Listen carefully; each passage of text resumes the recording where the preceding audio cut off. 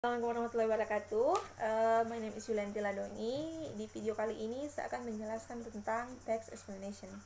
Jadi sebelum kita membahas topik, mungkin beberapa dari kita sudah mengetahui apa itu text explanation. Ya, jadi text explanation itu teks yang menjelaskan sesuatu fenomena.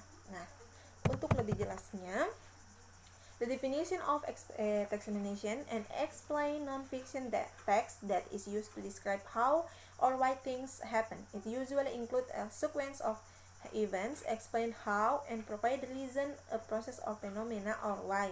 Nah, jadi untuk pengertian text explanation itu adalah sesuatu yang teks yang menjelaskan sesuatu yang non fiksi dengan mendeskripsikan bagaimana dan mengapa hal itu terjadi. Jadi untuk explain how itu biasanya untuk sequence of events. Nah, sementara untuk memberikan reason proses or fenomena itu biasanya menggunakan why, mengapa. Nah, untuk tujuan atau purpose, explain about things and giving information of phenomena or thing happen. Nah, untuk tujuan ini biasanya menjelaskan tentang sesuatu atau memberikan informasi dari fenomena atau sesuatu yang terjadi.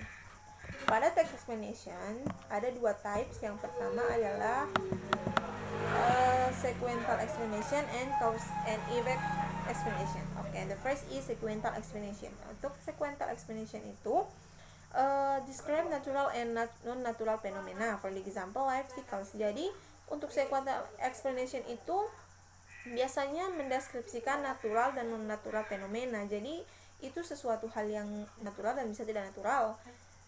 Kayak contohnya itu kehidupan. Untuk cause and effect explanation, explain how and why and even occurred, for example volcanoes. Jadi cause and effect itu sebab dan akibat, yang menjelaskan sebab dan akibat mengapa itu terjadi. For example volcanoes, dalam kehidupan sehari-hari bisa dibilang ada banjir, hujan, tsunami, dan lain-lain.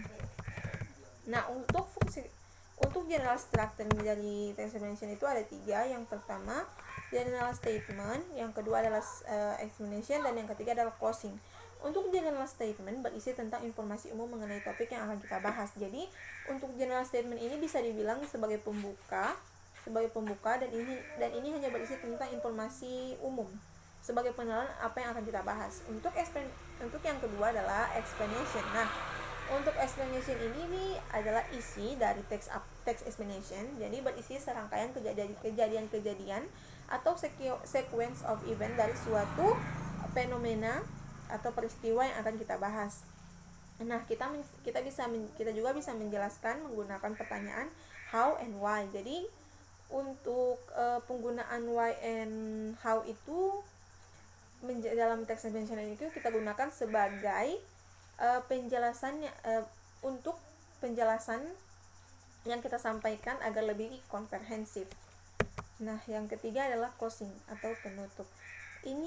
Pada closing ini biasanya bersifat pilihan ya atau tidak. Jadi untuk closing biasanya tidak terlalu penting, karena di closing itu kita hanya bisa menambahkan informasi tambahan atau tentang opini kita mengenai apa yang kita bahas. Sekian dan terima kasih. Wabillahi taufiq wal hidayah.